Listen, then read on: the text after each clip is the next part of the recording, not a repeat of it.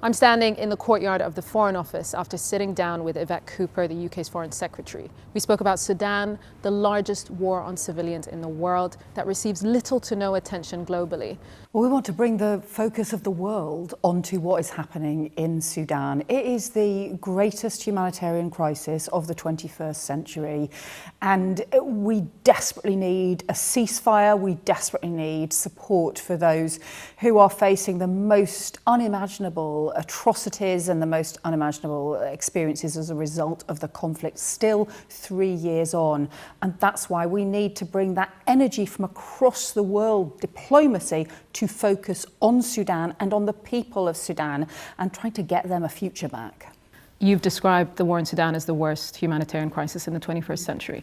The UN has described Gaza as the worst humanitarian crisis. Is there a reason that you've said that? So I think if you look at the number of people who have been killed, the scale of the sexual violence being used, and the number of people facing famine, you currently have, I think, millions of people in Sudan who continue to be at risk of famine, equivalent really to the scale of the population in London.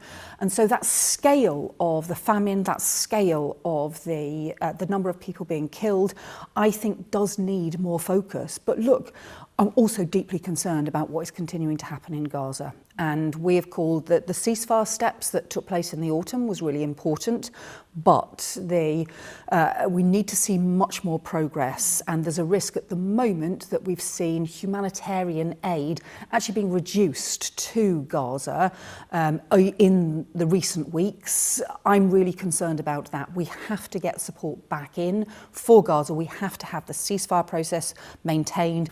There's been an emergency break on student visas for students from Sudan, among 3 other countries.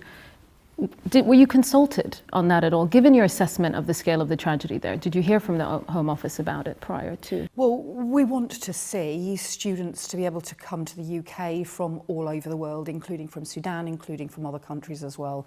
And that's why the Home Office has set out the work that it's doing to look at, for example, a refugee visa for students as well to be able to come to the UK. It has also set out measures around safeguards and around restrictions that are linked to safeguards. Those are a matter for the Home Office, but of course there are cross-government discussions about what we can do to make sure that we have systems to support students, including from conflict countries, but also proper safeguards in place. 3 years of war has seen Sudan torn apart, with large swathes of territory now held by the Rapid Support Forces, RSF, who are battling the military for control of the country. The areas in yellow are controlled by the RSF, and the areas in green have been reclaimed or maintained by the Sudanese Armed Forces, including the capital Khartoum. More than 12 million people have been displaced by this war, with many of them fleeing combat zones more than once. You went to Chad this year. You're on the border with West Darfur. What did you see? What moved you? Well, you can see the people arriving, and it is predominantly women and children who were arriving from Sudan across the border into Chad and who have had the most horrendous experiences. The scale of sexual violence against women and children is horrific, and talking to some of the survivors, talking to some of those who are working with survivors, those kinds of atrocities are continuing. We saw the terrible things that happened in El Fasher, but we've also, I'm really worried about further conflict in the Kordofans, in other parts of Sudan, continuing as a result of this.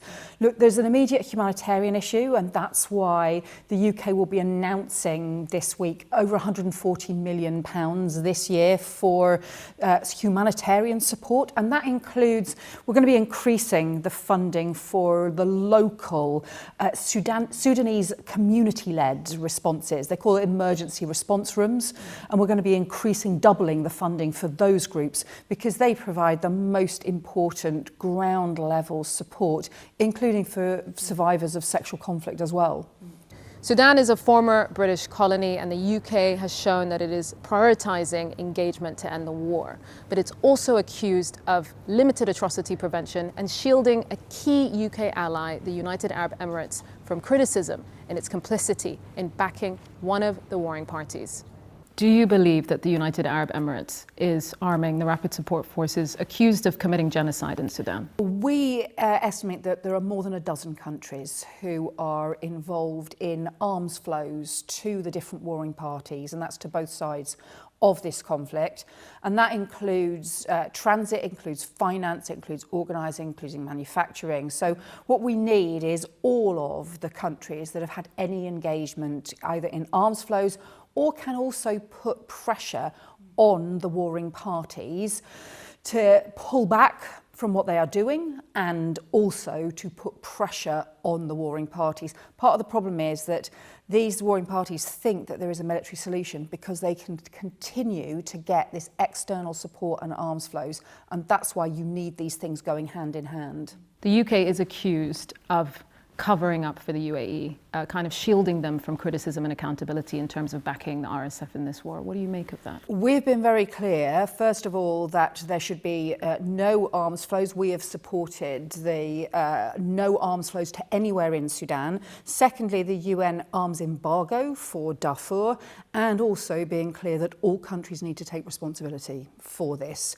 We have raised these issues not just with UAE, but with Saudi and Egypt and the US, which is the 4 members of the Quad, because those countries are pulling together, have made statements which are all about ensuring that there is supposedly action against the external support that is coming to Sudan and to the warring parties. But what we need to see is that work taken forward in practice, including around the ceasefire. And we've also raised this at the UN as well, where there is a partial UN arms embargo in place, but where we need to go further in terms of the monitoring, in terms of the enforcement, and also expanding the action that's being taken. I want to go to Al Fashir because there was fair warning that there would be a citywide massacre. Could the UK have done more in terms of atrocity prevention? Well, I feel very strongly about the issue about atrocity prevention. It's one of the reasons that we were driving the calls through the UN for this report to be done into what happened in El Fasher. We helped commission this report in the first place, and it is horrendous what it finds. So we've got to do more collectively. I think the whole world has failed in terms of what's happening in Sudan and the continuing atrocities. And that's why we've also now put together a conflict and atrocity prevention coalition to look at what can be done on the ground, but also bringing together that international pressure on all of the warring parties, but also collectively through additional pressure to prevent further atrocities and crucially to hold people to account. And that includes sanctions, it includes investigations, and it has to include much stronger action to hold those responsible to account. A conference is taking place in Berlin to mark 3 years of the war in Sudan, organised by the UK, EU, US and other partners. But after 3 years, without a single agreement, is this gathering enough to bring peace to Sudan? The warring parties won't be present at the conference. What are you hoping to achieve in their absence? Yeah, well, so we need maximum pressure from all over the world on the warring parties who are still refusing to agree to the ceasefire. There have been all sorts of proposals put forward for a humanitarian truce. Let's get the process of these talks started, but start with that humanitarian truce, pulling back from some of the cities where the conflicts have been most acute. We want maximum pressure from all over the world on the warring parties, including on some of the issues around arms flows, including on some of the issues around acute pressure on those warring parties, and also to make sure that the voices of Sudanese, especially Sudanese women, are heard.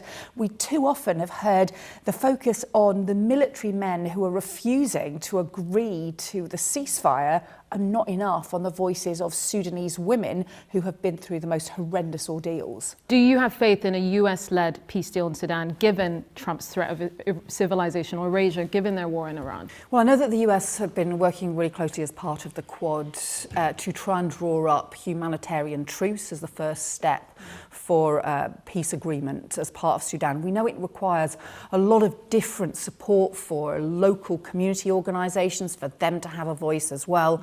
But we're working really closely with a whole series of different countries, but we do need the spotlight to still be shone on Sudan and to make sure that the world does not look away, because it's horrendous what is still continuing to happen 3 years on into this conflict.